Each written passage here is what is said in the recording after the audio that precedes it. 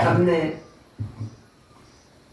भगवान भूत भावन पिनाक पाणी आशुतोष महादेव शंकर कैलाशाधिपति के एकादश रुद्रावतार भगवान आंजनेय की चरित्र की कुछ झलकियां यहां चर्चित की थी। गंतव्य था कि भगवान आंजनेय जो स्वयं शंकर भगवान भक्ति को प्रतिष्ठित करने के लिए भगवान राघवेंद्र के सेवक बनकर अवतरित हुए, जिन्होंने रूप सौष्ठव का भी ध्यान नहीं रखा, केवल भक्ति को ही लक्ष्य माना, उन्होंने विविध प्रकार के अवतार भी लिए और उनमें एक पंचमुख अवतार भी लिया। उसकी पृष्ठभूमि क्या है, यहां तक पहुंचना था। फिर बीच में कुछ भक्त चर्चाएं सदगुरु के वचनामृत की प्रेरणा से हम लोगों ने चर्चित की, तो मेरे हृदय में यह था कि इसे पूर्ण किया जाए। देखिए, हनुमंतलाल जी का चरित्र वर्णनातीत चरित्र है। साक्षात भूत भावन शंकर भगवान इस सृष्टि के नियंता हैं। उनका वास्तविक स्वरूप निराकार होता है। जितने भी अवतार अथवा देवता हैं, उनके एक विग्रह की पूजा होती। ध्यान से ये बात सुन लेना। परंतु शंकर भगवान की पूजा दो रूपों में होती है, दो विग्रहों में होती है। एक तो बेर पूजा, बेर कहते हैं अंग उपंग जिसमें हो उस मूर्ति की पूजा। शंकर भगवान की मूर्तियां आप स्थान स्थान पर देख सकते हैं। और एक होती लिंग पूजा। लोगों ने आजकल, मैं यूं समझता हूं, अल्पज्ञता को ही सर्वज्ञता मानकर इतना मनगढ़ंत अर्थ करना प्रारंभ कर दिया है कि हम लोग सुबह भी चर्चा कर रहे थे संभवतः कल, कि शंकर जी के साथ भांग को जोड़कर न जाने क्या से क्या बक दिया, क्या से क्या कह दिया। किसी पुराण में ऐसा कोई वर्णन नहीं आता। लिंग के नाना प्रकार के घृणित अर्थ कर डाले, क्योंकि अल्पज्ञता जो होती है बड़ी खतरनाक होती है। लिंग का अर्थ होता है चिन्ह, प्रतीक। ये जो शिवलिंग के रूप में आप पूजते हैं, ये भगवान शिव के सर्वव्यापक स्वरूप का उपास्य भाव अर्पण करने का एक चिन्ह है। लिंगम इति लिंगम। अब निराकार का क्या चिन्ह हो सकता है? पिंड ही तो हो सकता है। वैज्ञानिक दृष्टि से देखें तो एक व्यक्ति की दृष्टि कहां तक जा सकती है? सामने के पहाड़ तक जा सकती है, इससे थोड़ा आगे जा सकती है और क्या जा सकती है। अब इस दृष्टि को यूं ले जाइए ऊपर से नीचे तक, तो क्या बना? एक पिंड ही तो बना। बस वही भगवान शंकर का प्रतीक है। हम निराकार को कहां तक देख सकते हैं? अब दूसरी होती बेर पूजा।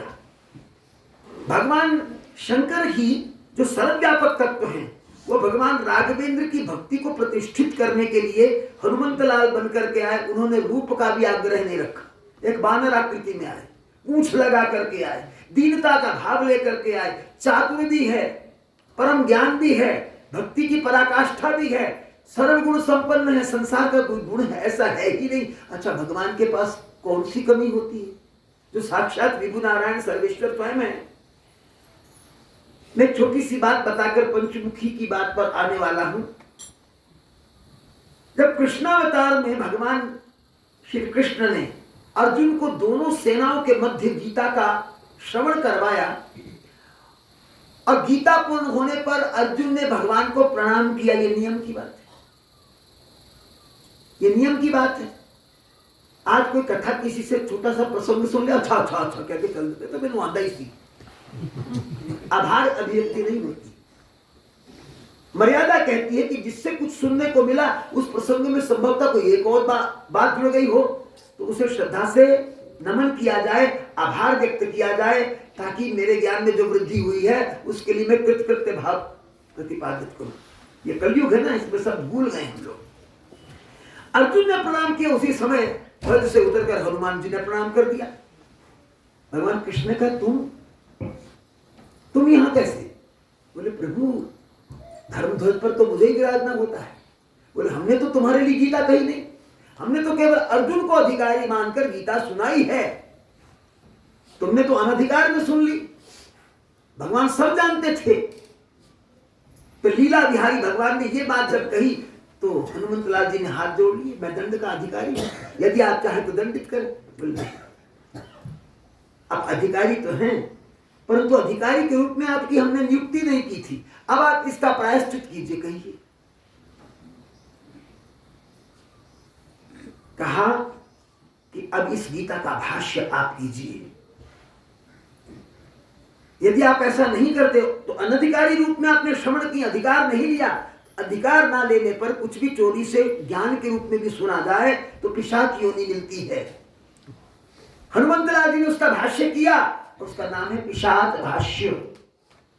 होशियारपुर में जो संस्कृत का संग्रहालय है पंजाब विश्वविद्यालय का, उसमें हनुमंतलाल जी का पिशाच भाष्य अभी तक मिल जाएगा आपको। उनके द्वारा जो गीता पर भाष्य किया गया वहां पर मिल जाएगा। इतने विद्वान थे, प्रकांड विद्वान, प्रकांड ज्ञान के अग्रणी थे, क्योंकि साक्षात विभु सर्वेश्वर थे।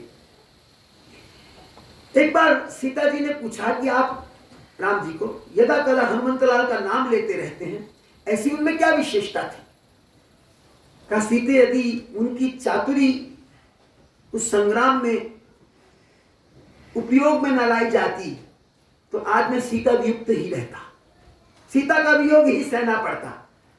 सीता जी कौतूहल से पूछा कि कोई प्रसंग सुनाइए ना उनकी चातुरी का। कहा कि जिस समय मेघनाद यज्ञ करने लगा, वो चंडी को प्रसन्न करने के लिए यज्ञ हुआ कि बल दे। देखो हमारे यहाँ शक्ति की अधिष्ठात्री देवी मानी गई है, भगवान ही, भगवान की शक्ति को अलग से शक्ति का आधान अपने में करने के लिए किस प्रकार पुकारा जाए, बुलाया जाए, इसके लिए यज्ञ का विधान होता है। स्वयं श्री गुरु गोविंद सिंह जी महाराज ने केशगढ़ साहिब में चंडी का यज्ञ किया था, और उसी समय का उनका रचा हुआ पद सामने आता है, देह शिवा बर बोहे ये शुभ कर्मंते कब हो न डरो अरिसों, जब जाए लड़ो निश्चय कर अपनी जीत करो। विजय श्री के लिए फिर जो उन्होंने पहनाया उसका नाम रखा श्री साहिब। श्री किसको कहते हैं? लक्ष्मी को, भगवती, पराम्बा को, जगदीश्वरी। श्री गुरु गोविंद सिंह जी महाराज संस्कृत और फारसी के प्रकांड विद्वान थे। उनका मैंने हुक्मनामा देखा है। तो मैं निवेदन कर रहा था कि चंडी यज्ञ किया जा रहा था। अब देखिए हनुमंतलाल जी ने क्या देखा, यदि मेघनाथ का ये यज्ञ सफल हो जाए तो भारत भूमि में कोई यज्ञ नहीं होगा, सनातन का ह्रास हो जाएगा। हमारे यहाँ कहावत है, भाड़ में जाए वो सोना जो कान को खाए। महंगाई है ना, उसको फेंक दो क्योंकि उससे तो कान कट जाएगा। तो हनुमंतलाल जी ने कहा इस यज्ञ का विनाश करने का अर्थ होगा भारत में यज्ञ याग की परंपरा को जीवाल्यमान रखना। इस एक यज्ञ के नष्ट होने से हमारी परंपरा कायम रहती है, तो इसको नष्ट कर देना चाहिए। यह संकल्प करके लक्ष्मण जी के साथ जब गए तो हनुमंतलाल जी ने बड़ी चातुर्य से ब्राह्मण रूप धारण कर लिया और उन लोगों के साथ मिल गए जो यज्ञ याग में नियुक्त ब्राह्मण थे। इतनी चातुरी से उन पर हावी हो गए कि भोले भोले ब्राह्मणों ने उनकी विद्वत्ता की दाद देनी शुरू कर दी। आप तो प्रकांड विद्वान, आप जो कहें वही होगा। बोले बस हम तो कुछ नहीं चाहते, एक वचन चाहते हैं आपसे।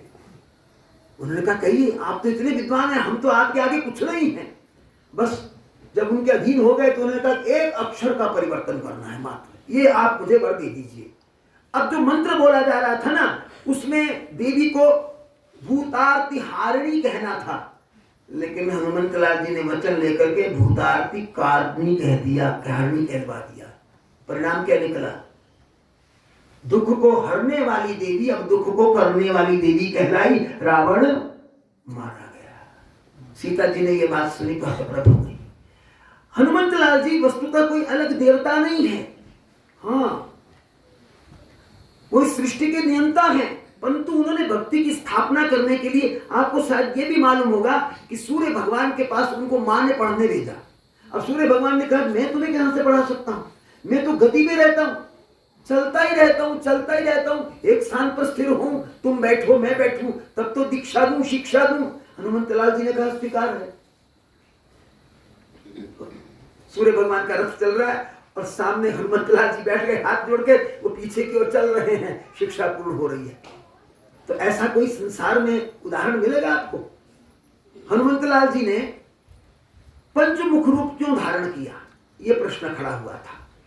देखिए, रावण को जब ये पता चला कि यज्ञ भी नष्ट हो गया, अब तो मेरी हार निश्चित है, अब मारा जाऊंगा, लंका विजित हो जाएगी, वनवासियों के द्वारा विजित हो जाएगी, उसने पाताल के अधिराज अपने ही भ्राता अहिरावण को बुलाया।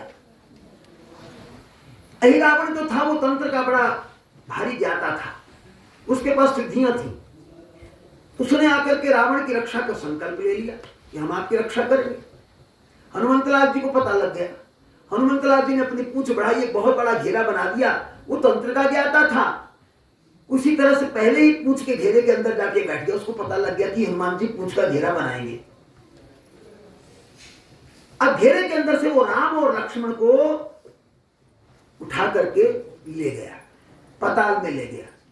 वहां जाकर उसने तंत्र विधि से चंडी की उपासना की, भगवती को प्रसन्न करने की, कालिका को प्रसन्न करने की, कि कालिका रक्षा करे। और उसने अपनी विधि के अनुसार पूजा करके कि मेरा विनाश न हो और रक्षा हो जाए, चारों दिशाओं में 4 दिए जला दिए। शर्त ये थी, शर्त क्या, उसका एक नियम था कि चारों दियों को कोई एक साथ बुझाए तो वो अहिरावण को जीते। हनुमंतलाल जी ने क्या किया, 5 मुख बना लिए। उसी से एक क्षण लगा, एक ही बार में गए और 5 मुखों से 4 दिशाओं के 4 दिए बुझाकर 5 में से अहिरावण का स्वाहा कर दिया। राम लक्ष्मण को उठा करके ले आए। तो देखिए, इतनी बड़ी योग्यता, इतनी बड़ी विराटता। जिस समय मेघनाद ने श्री राम को नागपाश में बांध दिया, वैसे तो भगवान को कोई बांध नहीं सकता, दुनियादारी में कोई नहीं बांध सकता, भगवान तो प्रेम से बंधते हैं। परंतु भगवान क्योंकि मर्त्य अवतार में लीला कर रहे थे, मानव बन के दिखा रहे थे, तो उन्होंने नागपाश में बंधना स्वीकार कर लिया। उससे अनेक उद्देश्यों की पूर्ति हो रही थी। ये दिखाना चाहते थे कि भक्ति में और समर्पण में किस प्रकार भक्त की भूमिका होती है। हनुमंतलाल जी के चरित्र को उजागर करना चाहते थे। उस समय हनुमंतलाल जी गरुड़ जी के पास गए। गरुड़ जी से कहा, चलिए नागपाश में बंध गए भगवान नाग उतारने। अब गरुड़ जी सोचते हैं कि मैं, पहले तो उन्होंने कहा भगवान को कोई बांध नहीं सकता, बोले बंध गए। बोले फिर मर्यादा ये है कि मैं कैसे उनके बंधन तोड़ूंगा, बोले आपत्ति काले मर्यादा नास्ती। उन्होंने जाने से थोड़ी सी आनाकानी दर्शाई, कहीं हम भी आ जाता है ना कि मैं देर से जाऊंगा तो बंधे रहेंगे, फिर सब लोग मुझे पुकारेंगे, देवता भी मुझे पुकारेंगे, तब जाएंगे। हनुमंतलाल जी ने कहा, जाते हो कि नहीं जाते हो, कि उठा के ले जाऊं। तो गरुड़ जी आए और नागपाश उतर गए। हनुमंतलाल जी ने समझाया, आपत्ति काले मर्यादा नास्ती, आपत्ति काल में मर्यादा नहीं होती। आपत्ति काल में कभी कभी ऐसा भी आता है कि जो सर्व मंगल करने वाले सदगुरु होते हैं, उनका भी बुखार शिष्य को देखना पड़ जाता है। ये सब लीलागत भाव है, लीलागत चरित्र है। तो मैं, समय थोड़ा सा है मेरा, 5-10 मिनट एक निवेदन करना चाहता हूँ। हमने इतनी अच्छी अच्छी चर्चाएं सुनी, महापुरुषों के मुख से सुनी, सदगुरु भगवान के मुख से सुनी। कल की जो प्रवचना थी गुरुदेव भगवान की, वो सचमुच रोम रोम में अभिषिंचन कर गई। हमारा जीवन कैसे सात्विक होना चाहिए, हम अपनी नई पौध को किस प्रकार संभालें, उन्हें ब्रह्मचर्य पर कैसे लाएं, उनके खान पान पर कैसे ध्यान दें, उनका खान पान कैसा होना चाहिए, आचरण कैसा होना चाहिए। उसके बाद वो पौध जाके विकसित होगी और फिर आगे जाकर भक्ति का ये ध्वज लेकर संसार में सदगुरु के उपदेश का संदेश देगी। उसको सुनकर, और ऊपर से कभी कभी वैसे मैं अधिक बाहर नहीं निकलता था, गतिविधियां देख करके मुझे ऐसा लगा कि हम शायद गलत मार्ग पे चल रहे हैं। हम शायद यहाँ आते तो हैं, पर हमारा मन केवल यही है कि गर्मी से बचने के लिए आ जाएं, 4 दिन ठंडक के गुजर जाएं, फिर बरसात शुरू हो जाएगी, चलो ठीक हो गया गुजारा। और पता चला है कि अब ऊपर यहाँ चोग में भी वो आधुनिक ढंग के खान पान की व्यवस्था हो गई है, पिज्जे बर्गर सब मिलने लग गए हैं, और वहां से आश्रम में भी आने लग गए। आश्रम के भोजन से जो सद्गुरु का प्रसाद है, उससे हमारी संतुष्टि नहीं हो रही, हमारी जीभ लपलपा रही है। उसमें किस प्रकार के रसायन हैं, केमिकल्स हैं, जो तुम्हारे शरीर का, मन का ह्रास कर रहे हैं, उस ओर हमारा ध्यान नहीं है। हम चाहते हैं चटपटा खाने को मिले। मैंने ऊपर से देखा, इतना बड़ा लिफाफा था उसमें खूब मसाला होगा, उनके साथ ठंडे की बड़ी भारी बोतल। अब बताओ मेल क्या है? हमने तो यही सुना था कि कोई तली हुई चीज हो, नमकीन इत्यादि, तो उसके साथ चाय वाय ली जाती है।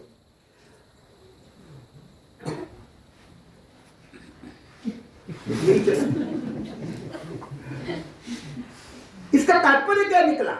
हम इधर से सुन रहे हैं और इधर से निकाल रहे हैं। मुझे नहीं लगता कि इस आश्रम के प्रसाद के बाद भी कोई उत्तम वस्तु संसार में होगी। यदि यहां संतुष्टि नहीं तो फिर दुनिया में कहीं चले जाओ, संतुष्टि नाम की वस्तु मिलने वाली नहीं है। किसी दुकान पे क्या, इस धरती को छोड़ के स्वर्ग में भी चले जाओ, वहां भी नहीं मिलने वाली। तो इसलिए मैं करबद्ध होकर के निवेदन कर रहा हूं आप लोगों के चरणों में। पता नहीं ये चौक वालों ने क्यों यहाँ दुकानें ऐसी खुलने दी, बर्गर पिज्जा यहाँ भी आ गए। यहाँ के लोगों का इतना सात्विक जीवन और इतना सरल जीवन, जितना जितना सुंदर ये अपने घरों में बनाते हैं, खाते हैं, तो मुझे तो ऐसा लगता है कि हम लोग वहां नकली जीवन में जीते हैं। वैसे मैं कुछ नहीं खाता वहां का, तो यहाँ आ जाऊं तो सचमुच में सात्विक भोजन मिले, परंतु यहाँ भी असात्विकता आने लग गई, देख करके दुख लगता है। और फिर यहाँ पंजाब के जो लोग आए हैं, यदि सचमुच में बर्गर पिज्जे लेके आने हैं यहाँ पर, तो आप समझो आपने सदगुरु के आश्रम को बिगाड़ने का एक अपराध करके पाप का बीज इस बार बोया है। इसे काटने के लिए क्या करना पड़े, मैं उसका भविष्यवक्ता नहीं हूं, वो तो सदगुरु जाने, पर ये पाप होने लगा है। और ये पाप कैसे बंद हो, आप लोगों को इस पर विचार करके अपने पर, अपने बच्चों पर लगाम लगानी होगी। इस जीवा को थोड़ी देर के लिए इस पवित्र वातावरण में ला करके लोलुपता से बचाइए। बचने का एक उपाय है सत्संग में निरत होना। हमारे बच्चे उस समय बाहर घूम रहे होते हैं, अब मैं क्या बोलूं, इसकी व्याख्या नहीं है, लेकिन एक भजन है जो इससे बचने की प्रेरणा दे रहा है हमें। मुझे अकस्मात याद आया कि इस भजन को आज मैं रखूं, तो मैं भी महाराज के चरणों का चमचरी हूं। शायद महाराज जी की इच्छा हो कि ऐसा मैं आपके चरणों में कहूं, पर बड़ा दुख सा लगता है। ये नाम सुनते ही, इस आश्रम के साथ जब ये नाम जुड़े तो एक धक्का सा लगा, आघात सा लगा।